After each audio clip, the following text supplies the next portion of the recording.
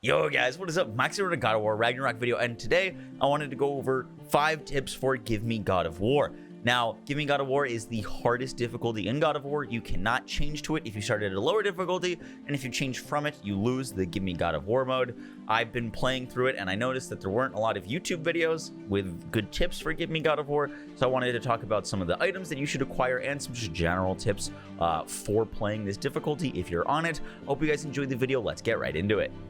My very first tip for Give Me God of War Ragnarok is using your environment. Now, you will encounter environmental hazards that you can chuck or hit your enemies with. Those are great, but the most important one to understand and know how to use is ledges, cliffs, and knocking enemies off of them.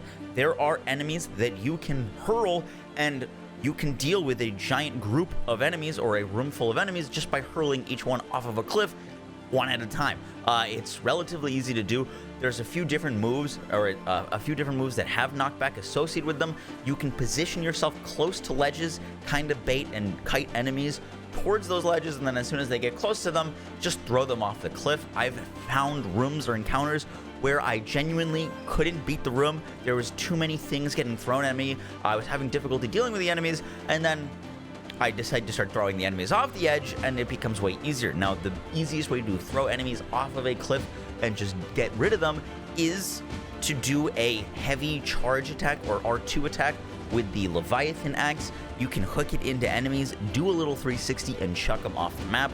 Another way to get enemies off of the map, for one of those, or there are enemies that you can't do that to, is there's a bunch of different areas or maps where enemies need to jump from one point to another. You can kind of leap between edges. The enemies will follow you. If you hit them with a heavy attack or a charge attack while they're making that leap, you can actually knock them or stagger them during that jump, and they'll fall in between the ledge and just die. I've killed many difficult enemies underleveled by doing these strategies, so I hope that helps.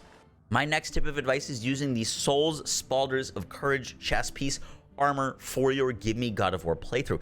Now, obviously, you can wear whatever armor you want. If you're looking for a suggestion, this armor has carried me through my playthrough. It reads, Kratos' melee damage increased based on his rage. Incoming damage that would be lethal is absorbed by available rage.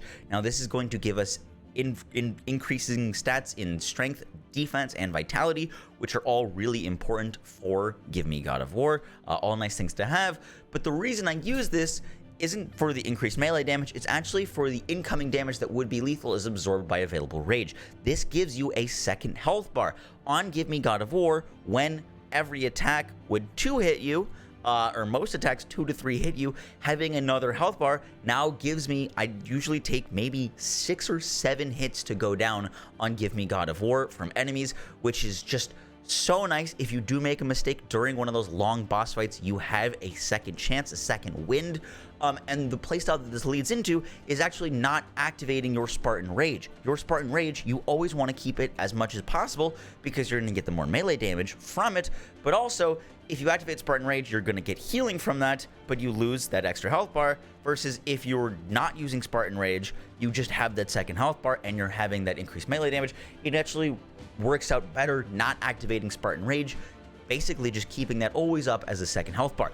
Now, to pair with this armor, I think it's an actual trap to use the gauntlets and the waist. You definitely can use the Soul Wraps of Courage and the Soul Wraps Belt of Courage.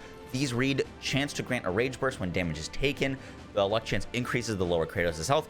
This is certainly nice to have, but you don't take that many hits when you're at a 24% chance and you're getting hit 5 to 6 times to die. The chance of this proccing and the rage you get from it isn't great. I think these set would be way more useful on a lower difficulty, and it doesn't really encourage the best playstyle because you're gonna try to not get hit at all.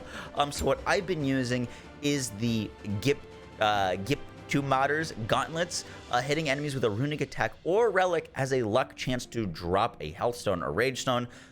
You can spam rage and runic attacks or relic attacks a lot, especially with some certain sets, especially if you get some more cooldown, and this is going to give you a 20% chance to get these things back. Both health stones and rage stones will keep you alive, and being alive will help you in your Gimme God of War playthrough. Now, the other thing, if you're looking for fall damage and don't care about survivability, Lunda's Lost Belt or set, Lunda's set, is really nice. You do not need to wear the chest piece. You have plenty of ways to poison enemies, and you'll get a 40% damage increase against poison enemies. This is really great if you want to go all out DPS, and this waist guard is great, or this set, the Gipton Motors, if you want to have more survivability. But this armor set pairing with the chest piece has helped me survive my playthrough way easier. My next tip of advice is being careful when activating your runic abilities. God of War is very forgiving when it comes to blocking and parrying out of attacks. It's very instantaneous, as opposed to a game like Dark Souls or Elden Ring. You can kind of go for a big swing and like kind of cancel it instantly with a shield block or a dodge, and you can perfectly play against a boss or a room full of enemies by just being quick with your reflexes, and you can take out that whole room. I found out that a lot of the times that I was taking damage wasn't during my dodging or attacking with my normal attacks on my axe, but it was instead whenever I was in the windup to do a runic attack, or when I was in the mid of a runic attack. I'd have a runic attack that was attacking the enemies in front of me, and all of a sudden during it I'm getting hit in the back, or a poison enemy is hitting me from afar. There are a lot of ranged enemies, and sometimes it's best to try to take those ranged enemies out before you start activating your runic abilities, because of the possible chip damage that they can do to you during these animations where you cannot dodge, you cannot block, and being more careful with those will lead you to more successful room clears, better bossing, because the punish in this game, especially on Gimme God of War, is pretty brutal, and misusing those relics and those runic attacks can definitely hurt you. My next tip, and this is kind of like just good gameplay practice, is to use your companion always, at all times, as much as you can. My first time playing God of War 2018, I really neglected the use of my companion. Atreus, really strong in that game, could do a lot of really cool things. It was very much worth investing in Atreus. Companions in God of War Ragnarok are even stronger, significantly stronger in my opinion, than they were in 2018.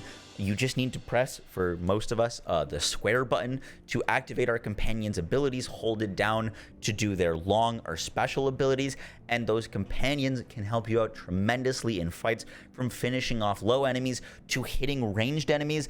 If you can weave in their bow attacks while you're attacking an enemy, you can keep them stunned for longer, staggered for longer. There are different things to invest in. I don't want to spoil anything, so I don't want to like show the specific skill trees, but there are things to invest in that help you crowd control enemies, and getting swarmed by enemies in Give Me God of War will lead to deaths. Those crowd control abilities are super helpful. There's a lot of different things that can give you increased damage against enemies, such as an enemy being frosted, an enemy being on fire, an enemy being poisoned, and those companions are some of the most reliable ways to proc those status effects, especially poison or fire frost, honestly. And so getting enemies under those status effect afflictions will just give you more damage and help you clear areas faster.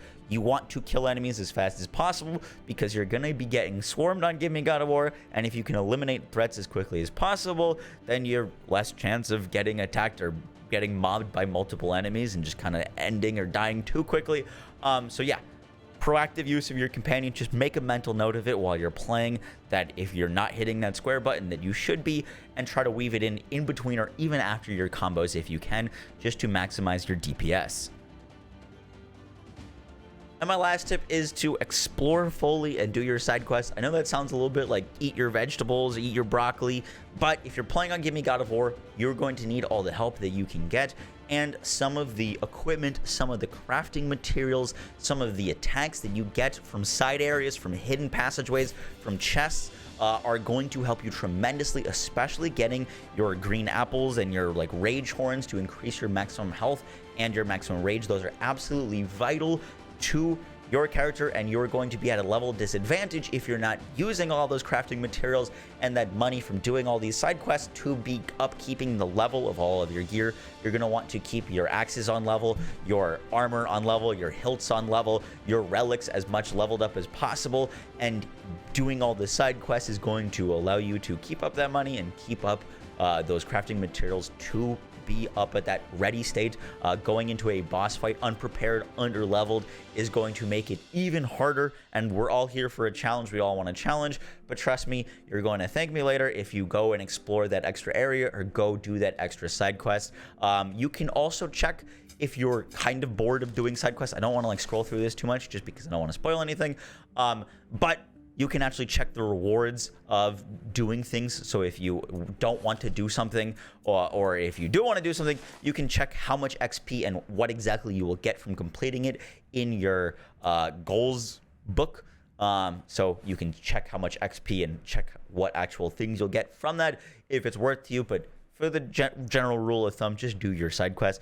That is going to be it for the video of just like general tips for Give Me God of War for the early to mid game. I didn't want to cover end game stuff because first off, I'm not there yet, and also I wanted to keep this as spoiler free as possible. Go into this game, enjoy it. You're gonna die on Give Me God of War, but it's a blast. This game is incredible, and I've been loving it so much. I hope you guys enjoyed the video. I'll catch you on the next one. Take care. Peace.